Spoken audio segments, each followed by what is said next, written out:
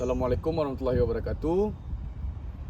Di sini saya akan menjelaskan Pancasila sebagai dasar negara. Pancasila adalah dasar negara Indonesia yang tercantum pada pembukaan Undang-Undang Dasar 1945 pada alinea keempat. Artinya, Pancasila menjadi pondasi utama dalam penyelenggaraan negara kita. Nah, itu juga berhubungan dengan mengapa Pancasila disebut dasar negara. Pancasila menjadi sumber dari segala sumber hukum di Indonesia. Yang kedua, semua peraturan, kebijakan, dan juga tindakan pemerintah harus berlandaskan dengan Pancasila. Pancasila juga mengikat seluruh warga negara dalam penyelenggaraan negara. Fungsinya sebagai pedoman dalam membuat undang-undang, sebagai panduan dalam menjalankan pemerintahan, dan juga sebagai pemersatu bangsa yang beragam. Pemersatu bangsa yang beragam, seperti yang kita tahu, di Indonesia cukup banyak suku.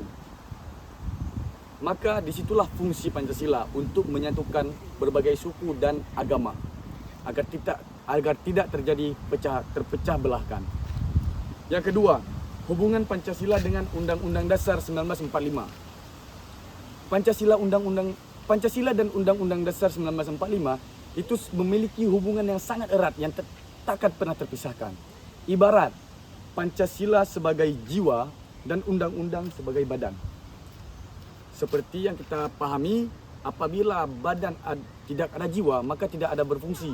Begitu juga sebaliknya, apabila ada jiwa tidak ada badan, maka tidak berfungsi.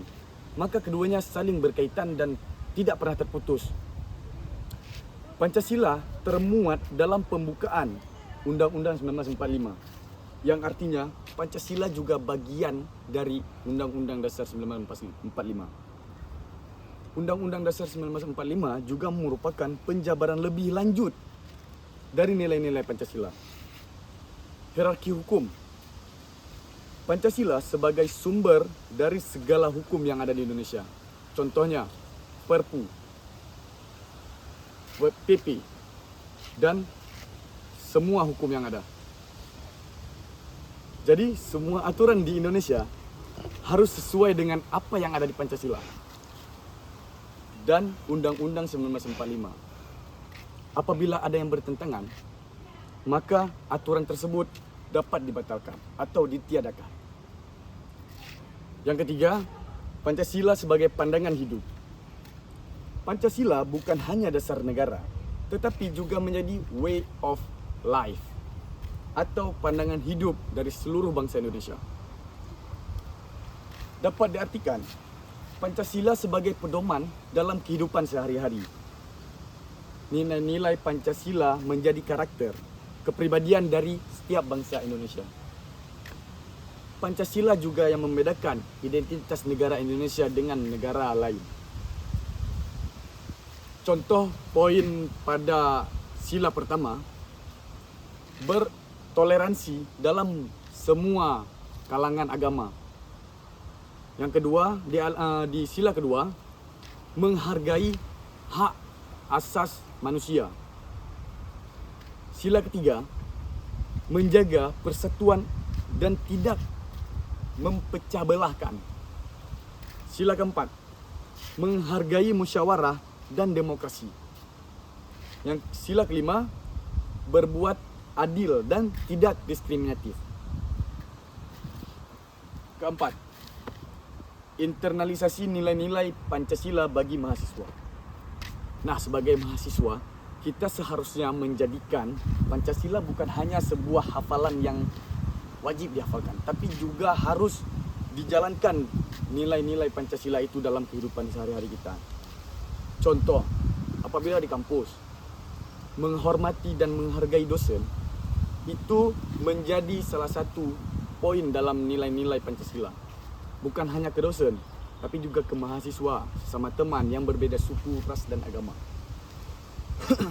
Dan juga aktif dalam berorganisasi dengan prinsip musyawarah. Yang ketiga, belajar dengan jujur. pada masyarakat, poin yang bisa ditanamkan itu adalah dengan ikut bergotong royong dan juga bersosialisasi, menghargai perbedaan dalam lingkungan, dan tidak juga menyebar hoaks pada sosial media. Itu menjadi nilai penting bagi prinsip mahasiswa untuk menerapkan nilai-nilai Pancasila dalam kehidupan. Yang kelima, pandangan terhadap implementasi nilai Pancasila dewasa ini. Hal yang positif yang bisa kita lihat pada kondisi saat ini, demokrasi yang berkembang dengan pemilu yang rutin. Poin kedua, kebebasan berpendapat semakin terjamin. Yang ketiga, masyarakat yang semakin sadar akan hak dan kewajibannya. Nah, itu hal positif. Ada juga terdapat tantangan yang dihadapi langsung oleh masyarakatnya, yaitu masih adanya intoleran yang dirasakan oleh masyarakat dengan atas nama unsur SARA. Korupsi yang masih merajalela atau menjadi masalah serius untuk negara ini. Poin yang ketiga, kesenjangan sosial yang makin meluas. Dimanapun kita pergi, kesenjangan sosial itu seperti menjadi bayang-bayang diri kita. Poin yang keempat, politik identitas yang melemah. Yang kelima, hukum di Indonesia seperti tidak berpedoman lagi akan nilai-nilai Pancasila yang diterapkan. Menurut saya, implementasi Pancasila saat ini masih belum optimal.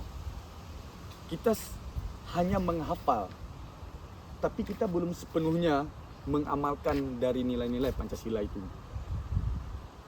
Contohnya, masih banyaknya kasus intoleran yang dirasakan oleh masyarakat, diskriminasi yang tidak ada habisnya, dan tidak keadilan yang dirasakan oleh berbagai kalangan, termasuk suku, ras, agama, dan kasta dalam kehidupan. Contoh, orang kaya semakin kaya, orang miskin semakin miskin. Itu menjadi